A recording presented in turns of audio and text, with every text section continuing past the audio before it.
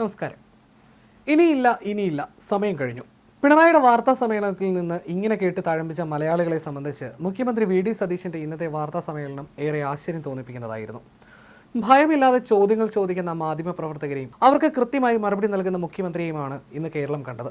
അതും വിവാദ വിഷയങ്ങളിൽ പോലും ഒട്ടും പതരാതെ കൃത്യമായി മറുപടി നൽകാൻ സതീശന് സാധിച്ചു. ഒപ്പം CPM ഉന്നയിച്ച ആരോപണത്തെ ബൂമറാങ്ങാക്കി മാറ്റി അവരെ തന്നെ വെട്ടിലാക്കാനും അദ്ദേഹത്തിന് കഴിഞ്ഞു. മുനമ്പം വിഷയം, കേൽക്കറുടെ നിയമനം, ഈ രണ്ട് വിഷയത്തിൽ മുഖ്യമന്ത്രി ഇന്ന് എന്തു പറയുമെന്ന് അറിയാനായിരുന്നു ഏവരും കാത്തിരുന്നത്. 10 മിനിറ്റിൽ മുനമ്പം വഖഫ് ഭൂമി പ്രശ്നം പരിഹരിക്കുമെന്ന് നേരത്തെ പ്രതിപക്ഷ നേതാവായിരുന്നപ്പോൾ വി.ഡി. സതീശൻ പറഞ്ഞിട്ടുണ്ട്.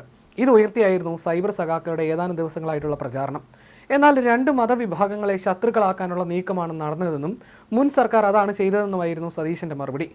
ഉമീദ് പോർട്ടലിൽ രജിസ്റ്റർ ചെയ്തതോടെ ഭൂമി വഖഫിൻ്റേതാണെന്നും അവിടുത്തെ താമസക്കാർ കയ്യേറ്റക്കാരാണെന്നുമുള്ള നിലപാട് സ്വീകരിച്ചത് മുൻ സർക്കാരാണ്. ഇക്കാര്യം കൃത്യമായി തന്നെ സതീശൻ ചൂണ്ടിക്കാണിച്ചു. മറ്റൊന്ന് കേൽക്കറുടെ നിയമനമായിരുന്നു. ചീഫ് ഇലക്ടറൽ ഓഫീസറെ നിയമിക്കുന്നത് സംസ്ഥാന സർക്കാർ കൊടുക്കുന്ന പാനലിൽ നിന്നാണ്. അത്തരത്തിൽ പിണറായി സർക്കാർ പാനൽ കൊടുത്തതിൽ നിന്നാണ് കേൽക്കറെ ചീഫ് ഇലക്ടറൽ ഓഫീസറാക്കിയത്. മാത്രമല്ല, തെരഞ്ഞെടുപ്പ് നടന്ന സമയത്തോ അതിനു മുൻപോ കേരളത്തിൽ രത്തൻ കേൽക്കർക്കെതിരെ CPM-ഓ BJP-യോ യാതൊരു വിധത്തിലുള്ള പരാതി ഉന്നയിച്ചിരുന്നില്ല. ഇതും സതീശൻ ചൂണ്ടിക്കാണിച്ചു.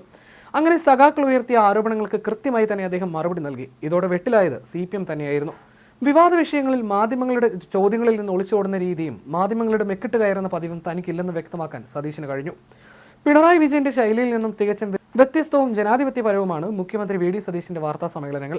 ഭയമില്ലാതെ തുരുതുരെ ചോദ്യങ്ങൾ ചോദിക്കുന്ന മാധ്യമപ്രവർത്തകരെ പുഞ്ചിരിയോടെയും എന്നാൽ കൃത്യതയോടെയും നേരിടാൻ സതീശന് സാധിക്കുന്നുണ്ട്. എഴുതി തയ്യാറാക്കിയ കുറിപ്പുകൾ വായിക്കുന്ന നാടകമില്ലാതെ മാധ്യമപ്രവർത്തകരുടെ വിസ്തരിച്ചുള്ള ചോദ്യങ്ങൾക്ക് അദ്ദേഹം കൃത്യമായി മറുപടി നൽകുന്നു. രാഷ്ട്രീയം പറയേണ്ടയിടത്ത് മൂർച്ചയോടെ രാഷ്ട്രീയവും മർമ്മം നോക്കിയുള്ള കുത്തുകളും വരുന്നുണ്ട്. ദേശീയ മാധ്യമങ്ങൾക്കായി മലയാളത്തിൽ പറഞ്ഞത് ഇംഗ്ലീഷിൽ ആവർത്തിക്കാനും അദ്ദേഹം മടി കാണിക്കുന്നില്ല. എഴുതി തയ്യാറാക്കിയ കുറിപ്പുമായി എത്തി അത് വായിക്കുന്നതായിരുന്നു പിണറായി വിജയന്റെ രീതി. 1 മണിക്കൂറത്തെ വാർത്താ സമ്മേളനത്തിൽ 3/4 മണിക്കൂർ ഈ വായനയും അതിനുശേഷം ഏതാനും ചില ചോദ്യങ്ങൾക്ക് മാത്രം മറുപടി നൽകി തനിക്ക് താല്പര്യമില്ലാത്ത ചോദ്യങ്ങൾ വരുമ്പോൾ ഇന്നത്തെ സമയം കഴിഞ്ഞു എന്ന് പറഞ്ഞ് എഴുന്നേറ്റ് പോകുന്ന നാടകീയതയ്ക്കാണ് കേരളം ഇതുവരെ സാക്ഷ്യം വഹിച്ചത്. ഈ പറഞ്ഞ ചില ചോദ്യങ്ങൾ ചോദിക്കുന്നതാകട്ടെ ദേശാഭിമാനിയുടെയും കൈരളിയുടെയും പ്രതിനിധികളാകും. ഇവരുടെ ചോദ്യങ്ങൾക്കുള്ള ഉത്തരവും മുൻകൂട്ടി തയ്യാറാക്കിയിട്ടുണ്ടാകും.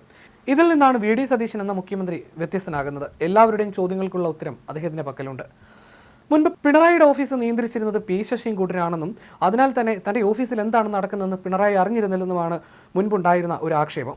ഇതുതന്നെയാകാം ചോദ്യങ്ങളെ ഭയന്ന് പിണറായി പിന്മാറിയിരുന്നതിൻ്റെ കാരണവും. എന്നാൽ എന്ത് നടക്കുന്നുവെന്ന് വ്യക്തമായി ബോധ്യമുള്ളതിനാലും കാര്യങ്ങളെക്കുറിച്ച് വ്യക്തമായ അറിവുള്ളതിനാലും വി.ഡി. സതീശന് എല്ലാത്തിനും കൃത്യമായ ഉത്തരമുണ്ട്.